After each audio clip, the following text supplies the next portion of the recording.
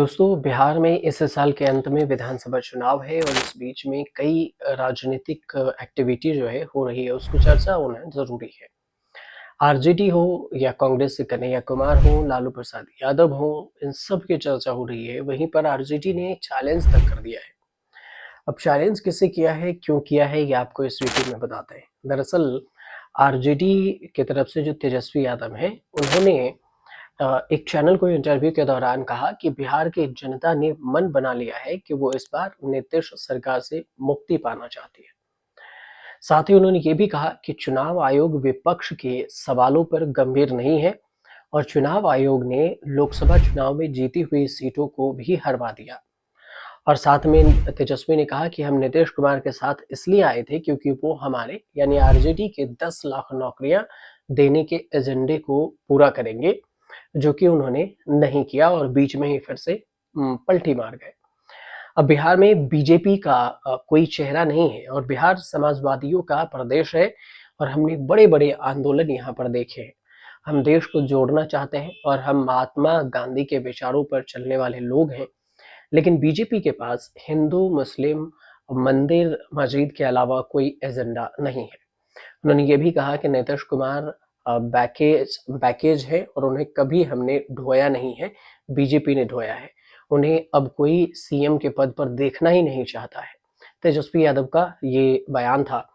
बिहार विधानसभा चुनाव के सवाल पर तेजस्वी यादव ने ये कहा कि बीजेपी की ए टीम हो, बी टीम हो, सी टीम हो, डी टीम हो, ई टीम हो या एफ टीम हो, ए टू जेड सभी टीम आ जाए, चाहे तो ट्रंप पुतिन को भी बुला लें और कुछ नहीं होने वाला है यहाँ बिहार में उनसे। जनता मालिक है और हम जो भी हैं जनता की वजह से हैं। मुझे अपनी जनता पर पूरा भरोसा है कि इस बार महागठबंधन की सरकार बनेगी। उन्होंने ये भी कहा कि जो जनता में रहेगा, जनता उसे सुनेगी और मुझे खुद पर भरोसा है। हम तो कहते हैं जो जो कहते हैं वो करते हैं। अब भले मेरी उम्र कच्ची हो लेकिन जुबान कच्ची नहीं है।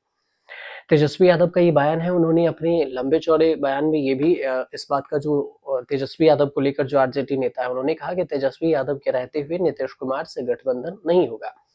अब सीधे चुनाव होगा और हम नीतीश कुमार की सेहत को लेकर चिंतित जरूर हैं। हम उनकी उम्र को लेकर टिप्पणी नहीं करना चाहते और उन्होंने कहा कि नीतीश कुमार कब किसी को क्या बोल दें कोई नहीं जानता और उनकी मेमोरी अब फिक्स हो चुकी है। ये भी बात कही और तेजस्वी यादव ने नीतीश कुमार के बेटे के राजनीति में आने को लेकर भी एक बयान दिया निशांत कुमार को कि लोकतंत्र में सभी का स्वागत है। जितने नौजवान हैं उन्हें पॉलिसी मेकिंग में होना ही चाहिए। हमने उन्हें सीएम बनाया था, न कि उन्होंने हमें डिप्टी सीएम।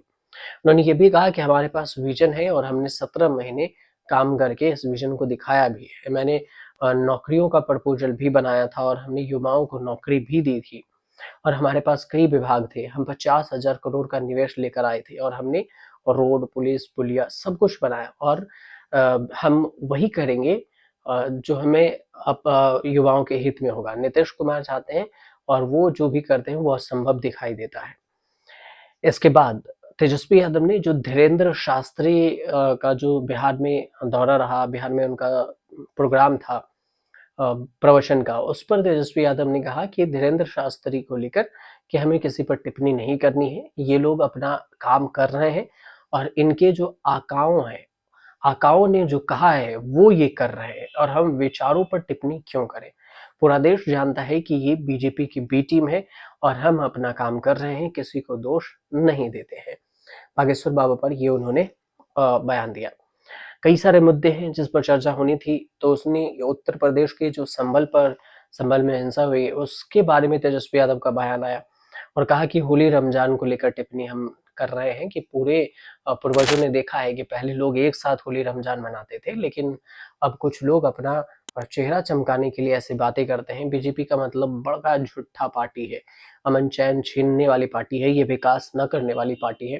उन्होंने कहा कि बिहार सामाजिक रूप से बहुत ही मजबूत है और आज बिहार में सबसे ज़्यादा परेशान हिंदू हैं और बिहार में सरकार ने हिंदुओं को लेकर क्या किया, उन्हें नौकरी क्यों नहीं दे रहे हैं, ये कई सारी चीज़ों का उन्होंने जिक्र किया। और बिहार में देखें तो इसी साल विधानसभा के चुनाव भी हैं और इस बीच में चुनाव के बीच में कन्हैया कुमार राहुल गांधी के इशारे पर एक्टिव हुए हैं। अब इस फैसले से लालू प्रसाद यादव भी नाराज बताए जा रहे हैं। वहीं पर कई कांग्रेस नेताओं ने यह स्पष्ट किया है कि बिहार में उनकी पार्टी ए टीम बनकर चुनावी मैदान में उतरना चाहती है, न कि बी टीम बनकर। अब इस पर कितनी सीट शेयरिंग का फॉर्मूला होगा, ये भी एक देखने वाली बात होगी। दूसरी तरफ बिहार में बढ़ते बेरोजगारी, पलायन के मुद्दे को लेकर कांग्रेस की जो युवा इकाई के राज्य में है, उन्होंने सरकार के खिलाफ मोर्चा खोला। इंडियन यूथ कांग्रेस की एनएसयूआई के जो अध्यक्ष हैं कन्हैया कुमार, उन्होंने पलायन रोको नौकरी दो पदयात्रा की शुरुआत पश्चिम चंपारण से के जो ऐतिहासिक भेतरवा आश्रम है वहां से की।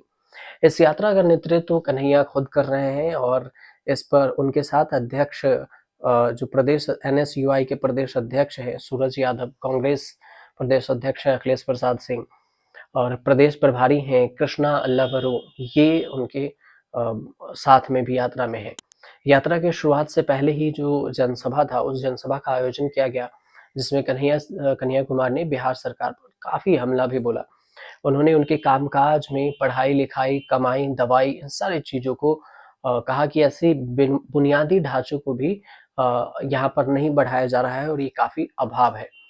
व्यंग तंज कसते हुए उन्होंने कहा कि अब तो हालात ये हैं कि बिहार के लोगों को हनीमून मनाने तक के लिए राज्य से बाहर जाना पड़ रहा है।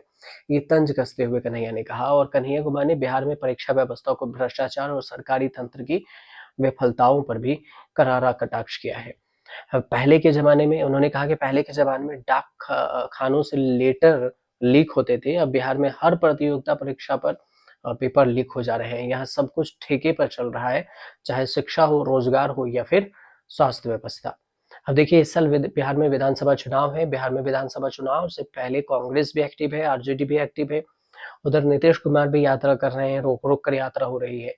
अब बीजेपी अपनी प्लान रणनीति तैयार कर रही है, तो बिहार की राजनीति में इस बार काफ़ी टक्कर के मुकाबले भी देखने को मिलेंगे। क्या कुछ होगा, इसके लिए अभी थोड़ा-सा इंतज़ार ज़रूर कीजिए और हमारे साथ जुड़िए, हमारे चैनल से जुड़िए, सब्सक्राइब कीजिए, शेयर कीजिए, कमेंट ज़रूर कीजिए।